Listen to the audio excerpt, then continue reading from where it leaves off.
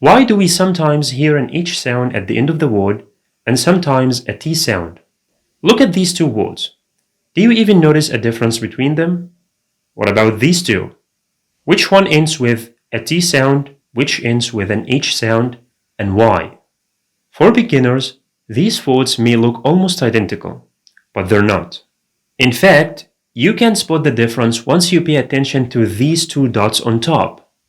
Two small dots that completely change the letter, the sound, and sometimes even the meaning. Today we will dive deep to understand one of the most famous and special letters in Arabic, a letter that behaves differently from most others, التاء المربوطة. We will learn about its origin, its shape, its role in Arabic, and most importantly, its pronunciation in different cases. Hello everyone, welcome back to my channel. I am Mustafa Nasser speaking, and you are watching Arabic for Nuns. Don't forget to subscribe my channel, activate the bell, and like the video. And always check the video description for free resources.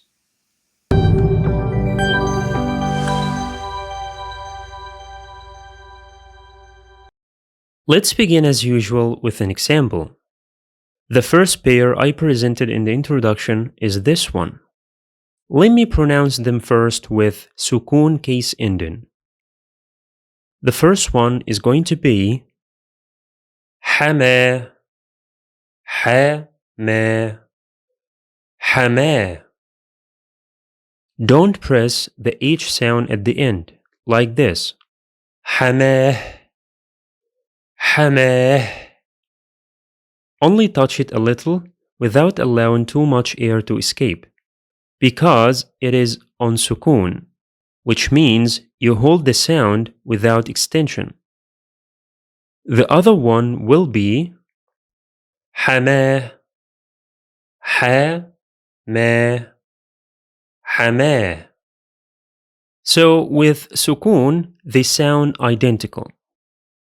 Now let me add a case ending and pronounce them again. I'll give both words a single dhamma.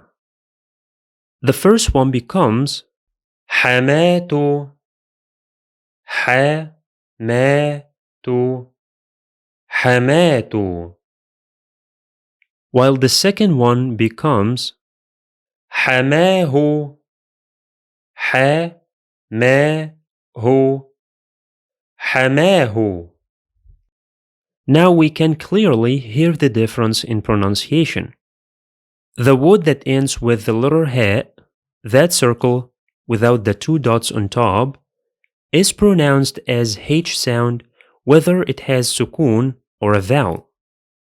While the other word that ends with Ta Marbuta, that has the same shape but with two dots on top, is pronounced as H sound when it has sukun and as T sound when it carries a vowel. Let's move to the second pair, these two words. With sukun ending, the first one will be pronounced as عمه عمه عمه, and the second will be عمه عمه عمه. Again, they sound exactly the same. Now let's add a vowel case ending. If we give them a single dhamma, the first one becomes عمته عمته عمته, while the second will be عمه عمه عمه. Here we notice the same rule again. Ta Marbuta is pronounced as H sound with sukun and as T sound with a vowel. This rule also applies in connected speech. Ta Marbuta is pronounced as T sound whenever it's followed by another word. Imagine adding two words to this pair of words, like this. Let's read them. The first one is going to be عمة محمد عمة محمد. عمة محمد. The word Muhammad here is مضاف إليه, a genitive complement. And the second one will be عمه محمد. عمه محمد. عمه محمد. So what we can conclude is this. Ta Marbuta is pronounced as H sound only when we stop on it or when it carries sukun. But it is pronounced as T sound when it carries a vowel, including in connected speech. Now that we have established this rule clearly, let's move on and learn some important facts about Ta Marbuta before practicing the next exercise. The letter we're talking about today is called التاء المربوطة, which can be literally translated as the tied ta. You can think of it as a normal ta whose ends have been bent and tied together, forming this circular shape. Linguistically speaking, ta marbuta is originally a regular ta, which is why it's not counted as a separate letter among the 28 Arabic letters. However, Ta Marbuta has several unique features that distinguish it from the normal Ta. First, it only appears at the end of the word, unlike the regular Ta, which can appear at the beginning, middle, or at the end. Second, its shape at the end of the word is very similar to the letter Ha, specifically these two forms, with one crucial difference. Ta Marbuta always keeps the two dots on top. The third and most important feature of Ta Marbuta is its pronunciation. When we pause at the word al-waqf, the Ta Marbuta will be pronounced as an H sound, exactly like letter Ha. But when the word is connected to what follows it, al-wasl or connected speech, the Ta Marbuta will be pronounced as T sound. This is exactly what we noticed in the previously shown examples. There are a few important notes you should know about Ta Marbuta. First, it is a primary marker for femininity in Arabic. When you see a singular noun ending with Ta Marbuta, it's usually feminine. There are a few exceptions, mainly in masculine pronouns, such as Usama or Hudhayfa, which are grammatically masculine despite ending with a Ta Marbuta. Another important point is related to its shape. Since Ta Marbuta only appears at the end of the word, as we pointed out, when we add any suffix for any grammatical reason, the Ta Marbuta will no longer be the last letter, which means it loses its shape privilege. When that happens, Ta Marbuta returns to its original shape, which is the normal Ta. For example, the word madrasa, a school, ends with a Ta Marbuta as you see. If I want to add any possessive pronoun, such as my, which is ya, the Ta Marbuta first changes to its original shape, the normal Ta, before I could add the possessive ending. So it becomes madrasati, my school. The same thing happens when we drive the dual, al-muthanna, of a singular noun. Take the word mu'allimah, a female teacher. If we want to say two female teachers, we need to add the dual suffix alif nun or ya nun. In this case, the Ta Marbuta will again change to its original shape, normal Ta, before we could add the suffix. So it becomes mu'allimatan or mu'allimatayn. Now that we understand these rules, let's now practice some examples and manipulate them to test our understanding. Exercise 4 has this pair of words. Just by looking at them, you can easily tell which one ends with Ta Marbuta and which one ends with the letter Ha.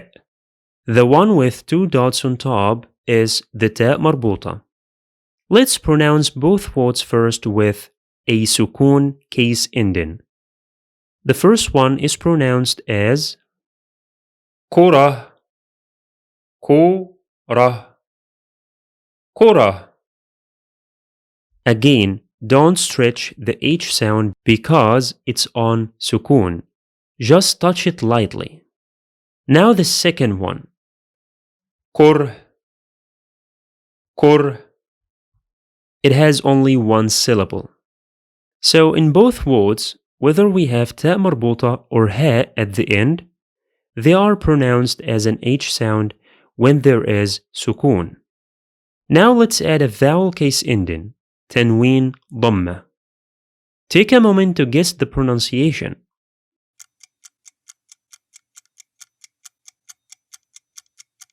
Okay, let's start with the word that ends with ha. It will be pronounced like this. Kurhun, kurhun, kurhun. The H sound remains the same, and we simply add the N sound of tanwīn. Now let's move to the other word. It will be kuratun, kuratun, kuratun. Here, the Ta Marbuta is pronounced as a T sound because it carries a vowel. You pronounce it exactly as if it were a normal Ta. And even if you wrote it like this, the pronunciation would not change. Let's manipulate both words a little. Suppose we want to add the possessive suffix his, which is the single letter ha with a dhamma vowel. In the first word, Ta Marbuta first reverts to an open Ta, so it becomes like this. And then we add the suffix to get this form. The other word doesn't require any change. We simply add the suffix. Take a moment to think about their pronunciation.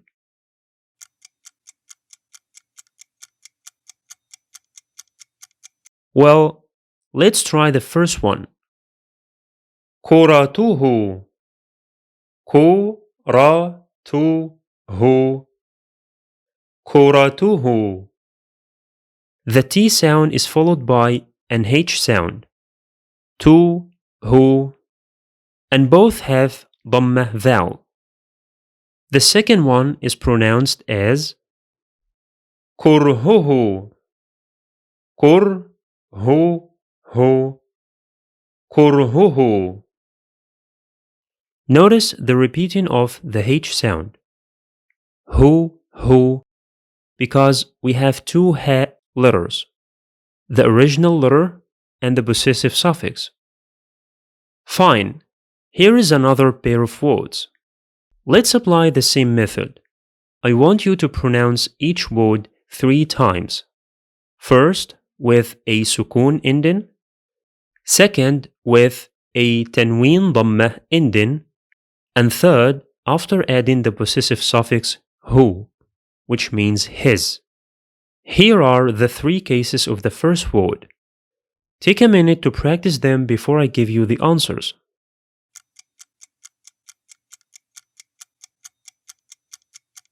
Okay, notice the pronunciation.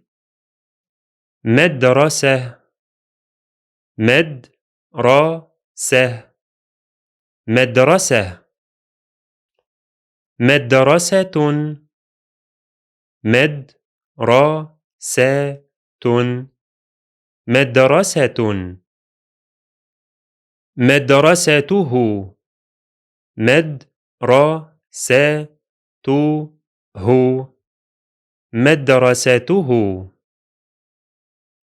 Notice that in the first case, the Ta Marbuta is pronounced as H sound because it's on sukun case, while in the second, it is pronounced as T sound because it has a vowel. Let's take the second one. Again, take a minute to figure out the pronunciation of its 3 cases.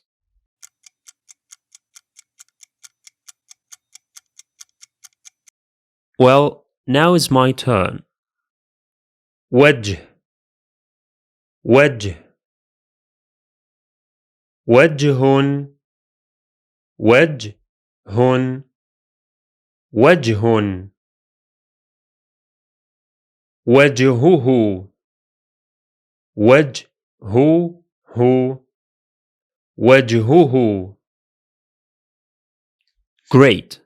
Now let me connect this topic with our previous lesson about the rules of alif and lam. I will add a genitive complement مضاف إليه that begins with L to each word, like this. Let's analyze them first. Here, the second word begins with the definite article L. So when we connect the two words, the hamza of L will be silent because we are in connected speech. And the lam will be pronounced because it is lunar, قمرية. So the connection happens from the T sound of the Ta Marbuta to the lam of the definite article, giving us the following pronunciation. مدرسة المعلم. مدرسة المعلم. مدرسة المعلم. The linking is here. The letter ta, which has a dhamma sound, to, and the letter lam. So the sound or the syllable that links the two words is tul, مدرسة مدرسة المعلم. This phrase is pronounced as if it were one word, like this. Let's move to the second phrase. Take a minute to think about it.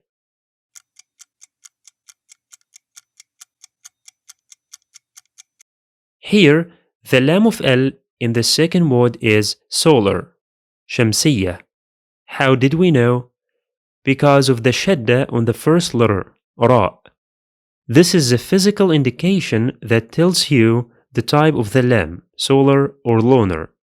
In this case, the jump happens from the final letter in the first word directly to the doubled ra in the second word. So it will be pronounced as if the two words are written like one. Let me read it for you. وجه الرجل. وجه الرجل.